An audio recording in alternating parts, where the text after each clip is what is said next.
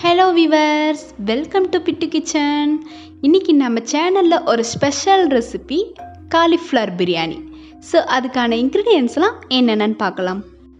First ஒரு cauliflower இந்த மாதிரி பெரிய பீஸாகவே கட் பண்ணிக்கோங்க. 4 மீடியம் சைஸ் வெங்காயம் நைஸாக கட் பண்ணிக்கோங்க. 3 மீடியம் சைஸ் தக்காளி நைஸாக கட் பண்ணிக்கோங்க.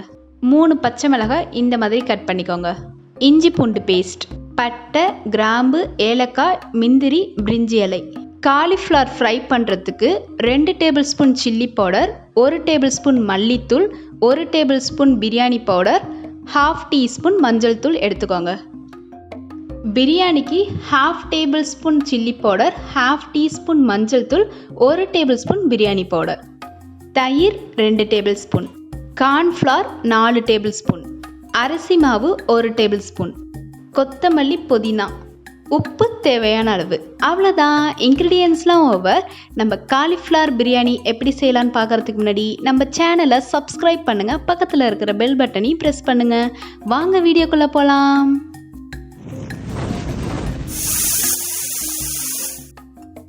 ஃபர்ஸ்ட் தண்ணி கொஞ்சம் கொதிக்க வச்சுட்டு அதில் கட் பண்ணி வச்ச காலிஃப்ளவரை ஆட் பண்ணிக்கோங்க. ஒரு 10 நிமிஷத்துக்கு இது நல்லா கொதிக்க விடுங்க. காலிஃப்ளவர் வெந்ததுக்கப்புறம் ஒரு பேஷனுக்கு ட்ரான்ஸ்ஃபர் பண்ணிவிடுங்க. இந்த மாதிரி வடிகட்டி எடுத்ததுக்கப்புறம் 1 டேபிள் ஸ்பூன் இஞ்சி பூண்டு பேஸ்ட், 1 டேபிள் ஸ்பூன் அரிசி மாவு, 4 டேபிள் ஸ்பூன் கார்ன்ஃப்ளவர். இன்க்ரீடியன்ஸில் சொன்ன மாதிரி காலிஃப்ளவருக்கு தேவையான மசாலாஸை இதில் ஆட் பண்ணிக்கோங்க. உப்பு தேவையான அளவுக்கு ஆட் பண்ணிக்கோங்க. இப்போ இதை நல்லா மிக்ஸ் பண்ணி விட்டுருங்க.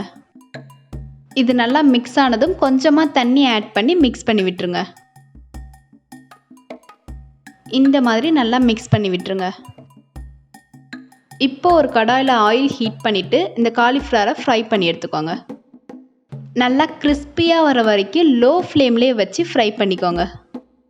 இப்போ ஒரு கடாயில் 3 கரண்டி ஆயில், 2 டேபிள் ஸ்பூன் நெய் வேணும்னா நீங்கள் ஆட் பண்ணிக்கலாம். ஆயில் நல்லா ஹீட் ஆனதும் அந்த தாளிக்கிற பொருட்களை ஆட் பண்ணிக்கோங்க. கிராம்பு வெடிச்சதுக்கப்புறம் ஆனியன், பச்சை மிளகாய் ஆட் பண்ணி நல்லா வதக்கி விடுங்க. ஆனியன் நல்லா கோல்டன் கலர் வந்ததுக்கப்புறம் கட் பண்ணி வச்ச தக்காளி ஆட் பண்ணி நல்லா வதக்கி விடுங்க. தக்காளி சீக்கிரமாக வதங்கிறதுக்கு 2 டேபிள் ஸ்பூன் இஞ்சி பூண்டு பேஸ்ட்டை ஆட் பண்ணி நல்லா வதக்கி விடுங்க. அதோட இஞ்சி பூண்டு பேஸ்ட்டு பச்சை வாசம் போகிற அளவுக்கு வதக்கி விட்டுருங்க. இப்போ நல்லா வதங்கிடுச்சு. இப்போ கொத்தமல்லி, புதினா ஆட் பண்ணி நல்லா வதக்கி விடுங்க. தென் 2 டேபிள் ஸ்பூன் தயிர் ஆட் பண்ணி நல்லா மிக்ஸ் பண்ணி விட்டுருங்க. அடுத்து இன்க்ரீடியன்ஸில் சொன்ன மாதிரி பிரியாணிக்கு சொன்ன மசாலாஸை ஆட் பண்ணிக்கோங்க. தயிர் ஆட் பண்ணியிருக்கிறதுனால இந்த மாதிரி நல்லா எண்ணெய் பிரிஞ்சு வர வரைக்கும் நல்லா வதக்கி விடுங்க. இப்போ பிரியாணிக்கு தேவையான அளவுக்கு உப்பு ஆட் பண்ணிக்கோங்க.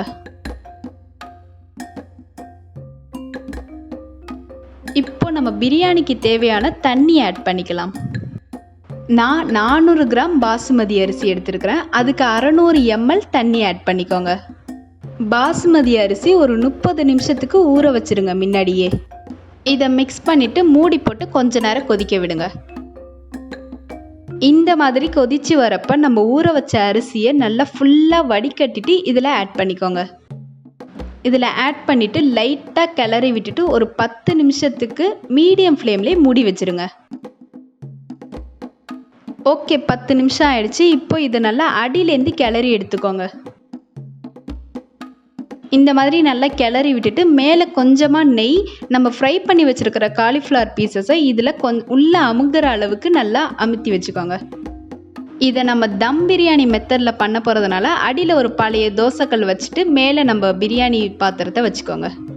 இப்போ அதை மூடி போட்டுட்டு மேலே கொஞ்சம் வெயிட்டுக்காக கொஞ்சமாக தண்ணி ஆட் பண்ணி ஒரு பாத்திரத்தில் வச்சுருங்க. அதையும் மூடி போட்டுட்டு ஒரு மீடியம் ஃப்ளேம்லேயே 10 நிமிஷத்துக்கு அப்படியே வச்சுருங்க. 10 நிமிஷத்தில் நீங்கள் ஸ்டவ் ஆஃப் பண்ணிவிட்டு அடுத்த 10 நிமிஷத்தில் நீங்கள் இதை ஓப்பன் பண்ணி பார்க்கலாம். அவ்வளோதான், நம்மளோட special recipe cauliflower biryani ready.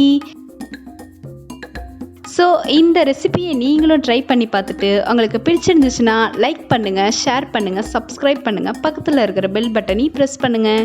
Thank you, பாய்.